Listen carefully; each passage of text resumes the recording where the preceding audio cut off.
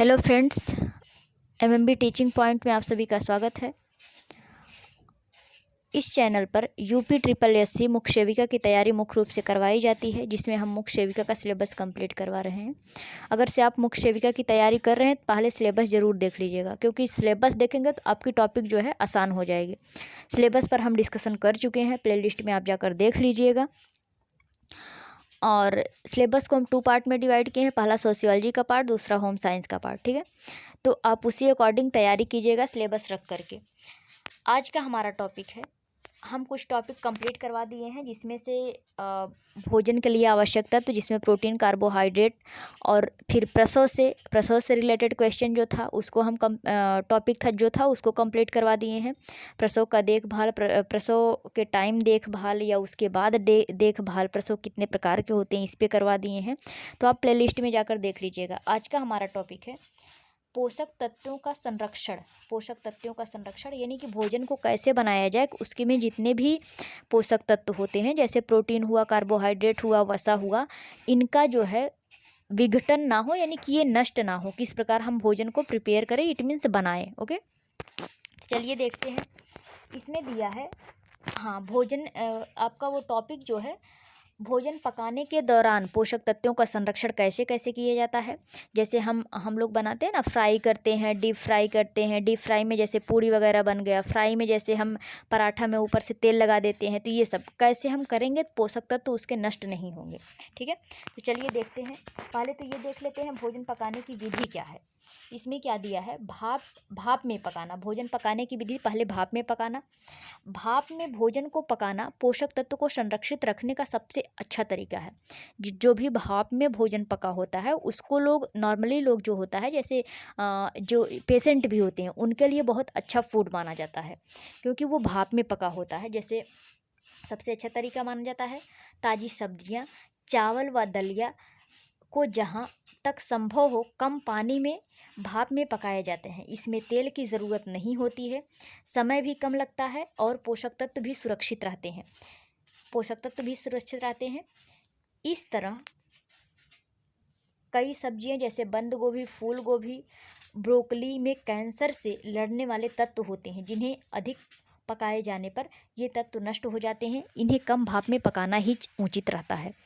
क्या दिया है, पहला जो दिया है, भोजन को हम कैसे विधि से, टॉपिक हमारा है भोजन को कैसे हम पकाएं जिससे हमारा भोजन जो है पोषक तत्व नष्ट ना हो। तो पहला तो जो है भाप विधि द्वारा। कुछ सब्जियां होती हैं जिनको भाप में ही सिर्फ धीमी धीमी आंच में पकाया जाता है, जिससे उनके पोषक तत्व जो है नष्ट नहीं होते हैं, पोषक तत्व बने बने रहते हैं। जैसे हम क्या होता है, जैसे आप जितने भी खट्टे पदार्थ हुए, जैसे आप उसका आंवला हुआ, आंवला को जैसे ही बॉईल करेंगे उसका जितने भी विटामिन सी होती है वो नष्ट हो जाती है। तो भोजन को पकाते समय आप ध्यान दीजिए कि अगर से वो वैसा नहीं है, नॉर्मल है, खासकर सब्जियां वगैरह है, तो उसको पानी में पकाइए, भाप में पकाइए, जिससे वो उसमें जितने भी न्यूट्रिएंट होते हैं वो उचित मात्रा में पाते हैं, नष्ट नहीं होते हैं। ठीक है, नेक्स्ट क्या दिया है, आगे क्या दिया है, नेक्स्ट दिया है भूनना। भूनना यानी कि भून करके बनाना। इस विधि में पोषक तत्व तो सुरक्षित रहते हैं और सब्जियां जल्दी पकती हैं, आसानी से पक जाती हैं। रोस्टिंग में भी घी और तेल का कम उपयोग किया जाता है। जैसे इसमें भूनने में एक भौरी बाटी आप सुने होंगे, जिसको बाटी कहीं कहीं पे बोलते हैं, तो उसको भून कर ही बनाया जाता है। रोस्टिंग विधि इसको बोलते हैं, भून कर बनाया जाता है। तो इसमें भी जो या और कुछ जैसे सब्जी हुई, नॉर्मली सब्जी जो हुई, जिसमें जैसे पालक को हम ऐसे बना रहे हैं, तो उसमें सिर्फ थोड़ा से तेल डालते हैं, बाकी वैसे भून करके हम उसको खाते हैं। इससे भी उसमें पोषक तत्व संरक्षित रहता है, नष्ट नहीं होता है। ओके, नेक्स्ट क्या दिया है, स्टर फ्राइंग। फ्राइंग का मतलब फ्राई करना। इसमें क्या दिया है, इसमें ग्रिलिंग के समान कम घी और तेल का उपयोग होता है, यानी कि थोड़े कम मात्रा में तेल और घी का उपयोग होता है। कम तेल के कारण खाद्य पदार्थ पैन में ना चिपकते हैं।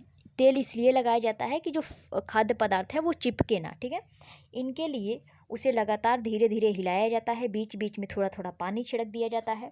इससे खाद्य पदार्थ में के पोषक तत्व के साथ उनका रंग एवं फ्लेवर भी सुरक्षित रहता है। इस विधि में क्या होता है, थोड़ा सा तेल इसलिए डाला जाता है कि वो चिपके ना चिपके, इस वजह से थोड़ा तेल डाला जाता है। जैसे इसमें आप वो देखे होंगे, बनाया जाता है चीला चीला बनाया जाता है तो उसमें थोड़ा सा तेल इसलिए डाला जाता है कि वो चिपके ना, अदरवाइज तेल डालने की कोई ज़रूरत नहीं होती है। तो ये क्या हुआ, इस विधि को क्या बोलते हैं, स्टर फ्राइंग बोलते हैं, स्टर फ्राइंग बोलते हैं। ये आप लोग लर्न कर लीजिएगा।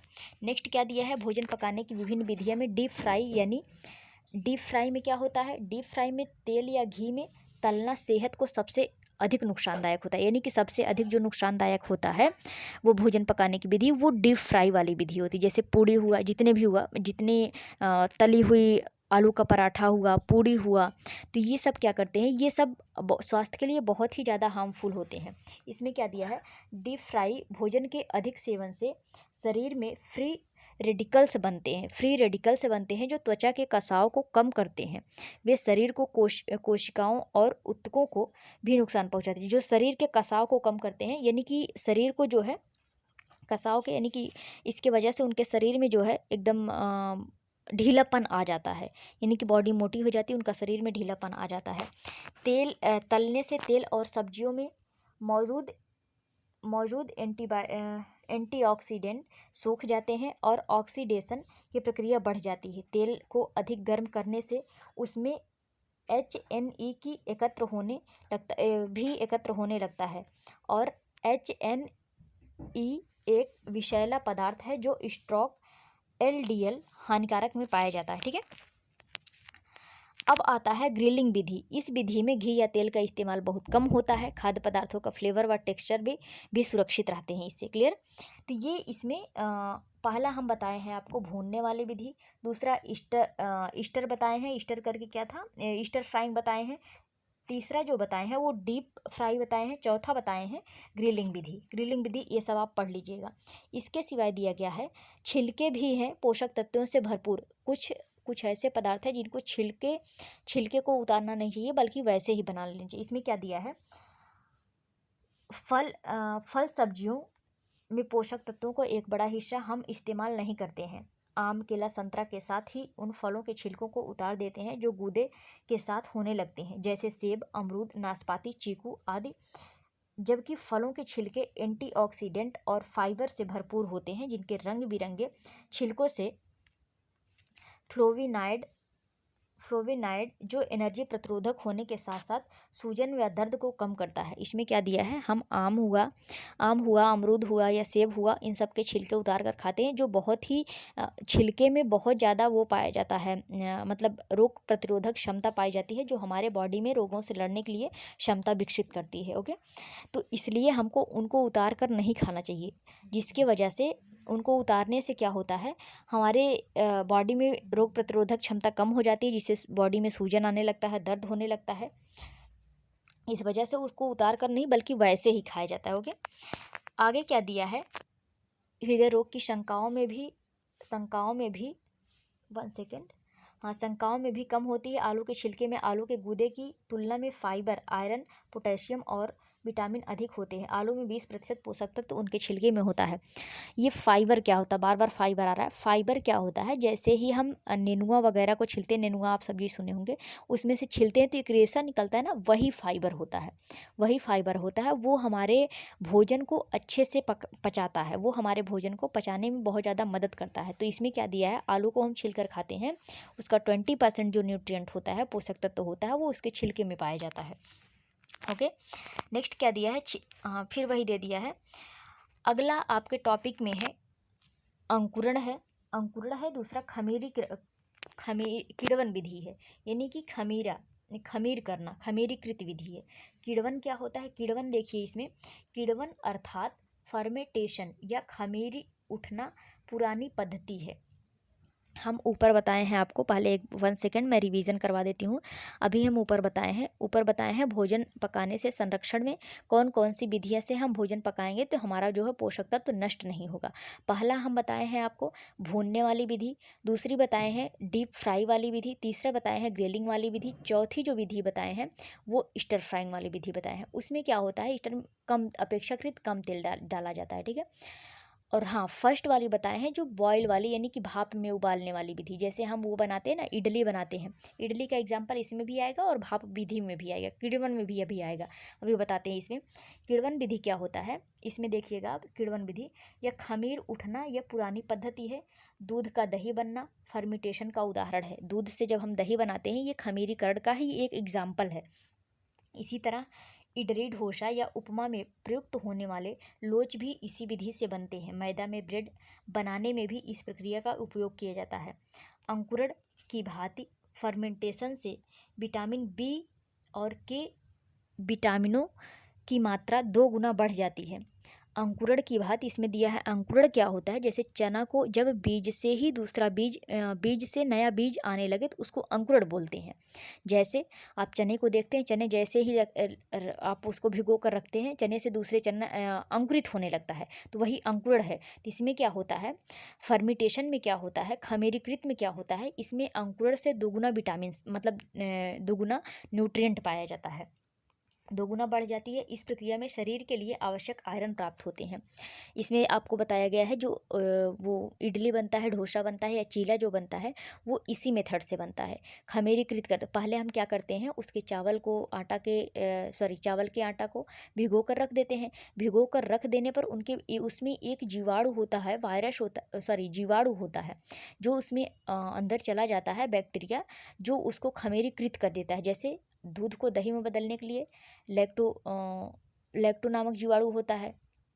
लैक्टस नामक जीवाणु की वजह से जो है दूध दही में बदलता है, लैक्टस नामक जीवाणु की वजह से। उसी तरह से खमीरीकृत के लिए कुछ जीवाणु होते हैं जो उसको खमीरीकृत में बदल देते हैं। जैसे आप डोसा का हमने एग्जाम्पल दिया, जैसे हम उसको भिगोते हैं चावल के आटे को, वो जीवाणु जो है उसमें प्रवेश करके उसको खमीरीकृत कर देता है, जिससे वो थोड़ा भभरा टाइप का हो जाता है। ठीक है, तो इसमें क्या होता है, इसमें बहुत ज़्यादा ही विटामिन्स, इसके प्रोटीन्स और विटामिन नष्ट नहीं होते, बल्कि दुगना मात्रा में बढ़ जाते हैं, अंकुरण की अपेक्षा बढ़ जाती है। तो अगर से आपसे क्वेश्चन पूछेगा अंकुरित खाद्य पदार्थों में ज़्यादा पोषक तत्व पाया जाता है या खमीरीकृत, तो क्या ऑप्शन होगा, खमीरीकृत वाले में। ओके, खमीर उठने के दौरान बने एंजाइम हमारे शरीर के लिए उपयोगी होते हैं। जैसे दही से पेट के आंतों को कुछ ऐसे जीवाणु प्राप्त होते हैं जो हमारे शरीर के लिए ज़रूरी विटामिनों का निर्माण करते हैं।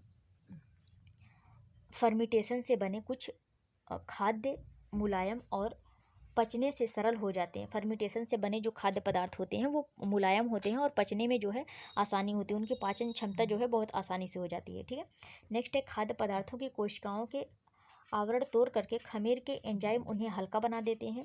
इस कारण शर्करा एवं प्रोटीन हजम होने में सुविधा रहती है। हमें आहार में फर्मेंटेशन युक्त भोजन पदार्थों को वरीयता स्थान देना चाहिए। इसको सेफ फूड अभियान के तहत ये बोला गया है। इतनी बात है। ठीक है, तो आज की वीडियो में हमने ये बताया आपको, पहले तो ये बताए हैं किस तरह से हम भोजन बनाएं कि जो हमारे पोषक तत्व हैं वो नष्ट ना हो। इसके लिए हमें कुछ बातों का ध्यान देना चाहिए। सब्जियों को अगर से हम काट रहे हैं तो काट कर ना धुले, बल्कि धुलने से पहले उसको काट लें, तो इससे हमारा भोजन जो है बचा रहेगा। दूसरी बात, उसको हम अगर से भाप में पकाते हैं तब बचा रहेगा। डीप फ्राई करते हैं तो ये बहुत ज़्यादा हार्मफुल होता है बॉडी के लिए, उसको हल्का फ्राई करना चाहिए या हल्का तेल डाल कर चलना चाहिए। तीसरा है उसको भून करके हमको खाना चाहिए। ठीक है, भून करके, इससे भी वो हमारे बॉडी के लिए हेल्दी होते हैं। तीसरा जो नेक्स्ट विधि जो है वो अंकुरण वाला है। अंकुरण का जैसे हम चना का सबसे बड़ा एग्जाम्पल है। जैसे हम उसको भिगो कर रखते हैं, उसके लिए थोड़ा नमी की ज़रूरत होती है। जैसे हम उसको भिगो कर रखते हैं, नमी में रखते हैं, उससे जो है नया पौधा आने लगता है। बीज से ही दूसरे बच्चे का या पौधे का जन्म लेना ही क्या कहलाता है, अंकुरण कहलाता है। तो वो भी हमारे लिए बहुत ही लाभदायक होता है।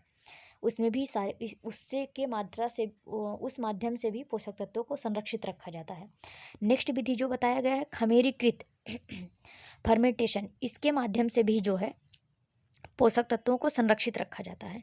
हम खाद्य पदार्थों को भिगो कर रखते हैं, उसमें कुछ जीवाणु बैक्टीरिया जो है उसमें एंट्री करते हैं और उसको खमीरीकृत कर देते हैं, जिससे उसमें जो है पोषक तत्व संरक्षित रहते हैं। इसको भी भाप और इडली जो है ये उसके इडली और डोसा जो है ये भाप विधि द्वारा पकाया जाता है। इडली भाप विधि द्वारा पकाई जाती है। ये भी हमारे शरीर के लिए बहुत ही ज़्यादा लाभदायक होती है, पचने में भी सुपाच्य होती है। तो आज की वीडियो में बस इतना ही। Okay, thank you for watching.